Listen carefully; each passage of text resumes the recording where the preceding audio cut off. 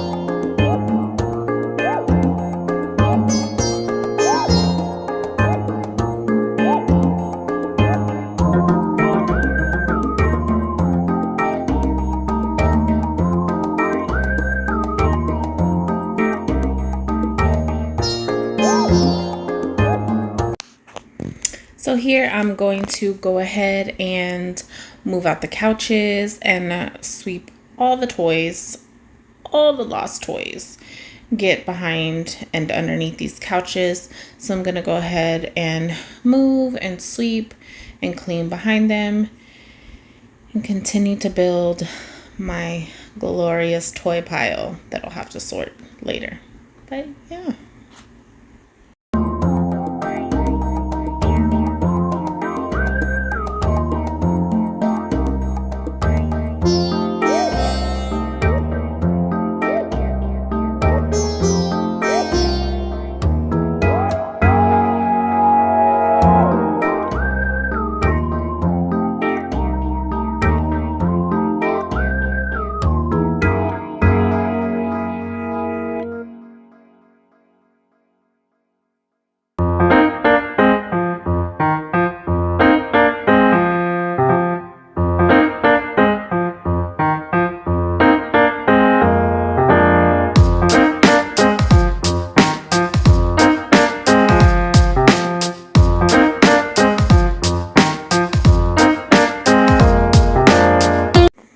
And you might be wondering why I have a couch behind a couch, because that's a weird thing to have. So this couch here is actually an antique couch from my husband's grandmother, who has passed on. And so we have the couch and we have nowhere to put it.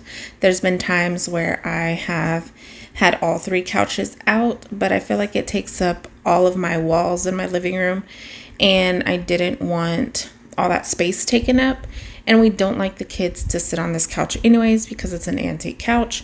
So I put one couch in front of the other, and it just works for us. It looks a little weird maybe, but it just works for us. And it still makes me feel like my living room isn't as cluttered and all the walls aren't taken over and such. So that is the reasoning for a couch in front of another couch.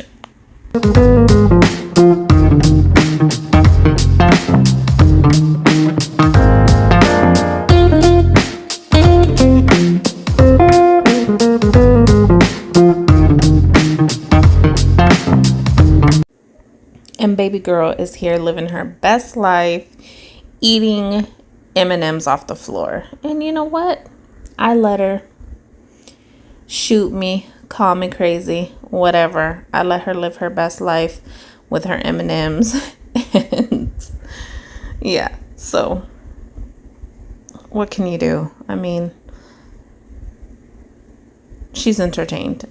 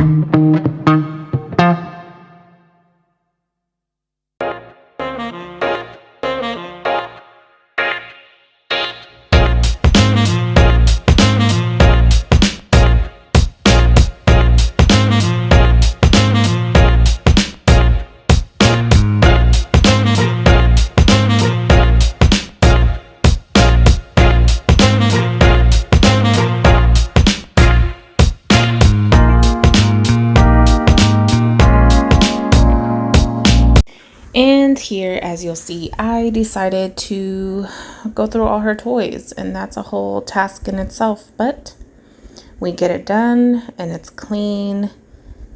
Didn't stay that way for long, but it was clean and organized.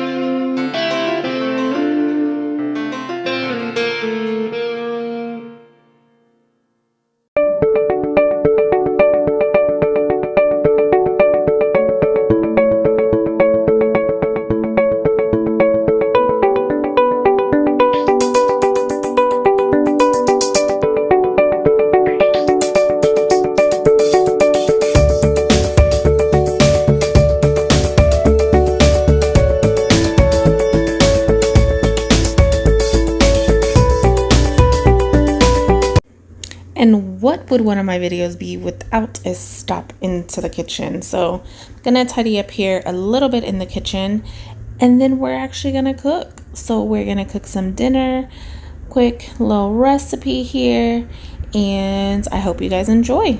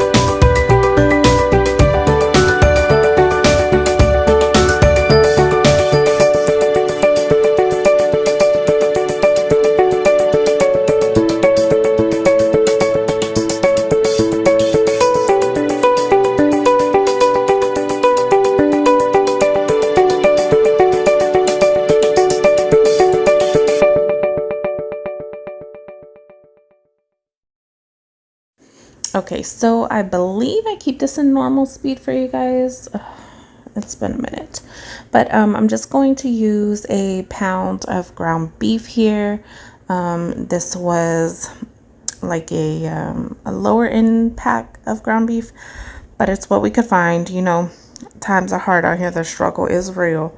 And believe it or not, when y'all first saw me walk into the kitchen is when I actually pulled this out from the freezer and I just defrosted it in the microwave. So this was one of those mom moments where it's like, shoot, you need to make some dinner, but you didn't defrost nothing type of a situation. But happens to me quite frequently. I don't know about y'all, But I'm going to go ahead and start cooking this into my Dutch oven and on the stovetop. So if you saw all my ingredients and you have guessed it, we are making a good old pot of chili. Who doesn't love a pot of chili and some cornbread? You know what I'm saying? All right, so I'm just going to ground up the meat here. I'm going to add this minced garlic. Season to your liking, guys. Cooking is all about you, your taste, your family, however you like it. I'm making semi-big pot, so I'm gonna go ahead and put minced garlic, and I'm going to chop up this onion and get that going.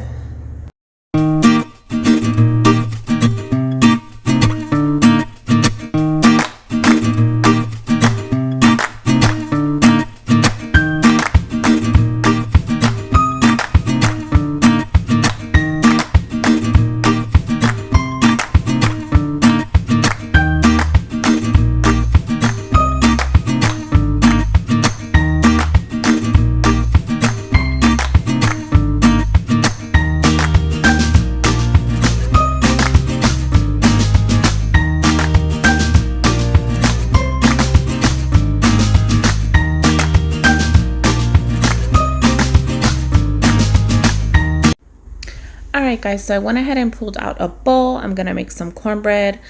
Good old Jiffy cornbread mix, corn muffin mix. You can't go wrong. So I went ahead and pulled out 2 boxes. Like I said, this is a pretty big pot of chili. So we're going to make us a good old batch of cornbread. I was out of eggs. It's been hard to find eggs in the store. And luckily I had these like liquid egg mix on hand in my freezer. So I just defrosted them in the refrigerator for a day or two, and that's what I used. And honestly, I couldn't even tell the difference. They look a little weird and I was a little scared at first, but came out just fine. So that's what I was able to use in place of, I guess, a traditional egg, because I couldn't get any at the stores. So what is some good old cornbread without some sugar, you guys? I don't know about y'all, but I always sweeten my cornbread with sugar, and that's just the way I've always made it. So mix here. And I had a whole lot of going on in the background. So the parts you see me talking to the camera, I tried to do a talk through. It just wasn't gonna work with all the background noise and stuff. So I try to edit out as much of that as I could, but some of it is still in there. You'll just see me talk and it's not that important. So here I'm going to add in all those seasonings that I showed you guys at the very beginning. I used all the chili powder I had left. I used, that was some ground cumin. I had used half like a beef packet from a ramen mix, garlic powder, onion powder, some sazon, just whatever you have, whatever you like in your chili, go ahead and use it. Some Mexican oregano. It's delicious. It's not the same as like an Italian oregano. Whatever you like to season it with, go ahead and use it. Normally I would have like paprika and stuff. I didn't have any of that. I just used what I had on hand. I went ahead and put in 2 cans of pinto beans with the juice, 1 can of kidney beans with the juice, and a can of the diced tomatoes that you saw. And that is what we have. This is going to simmer probably in total for about 30 minutes or so, maybe. And here I wanted it a little soupy and to thicken up and make like a sauce.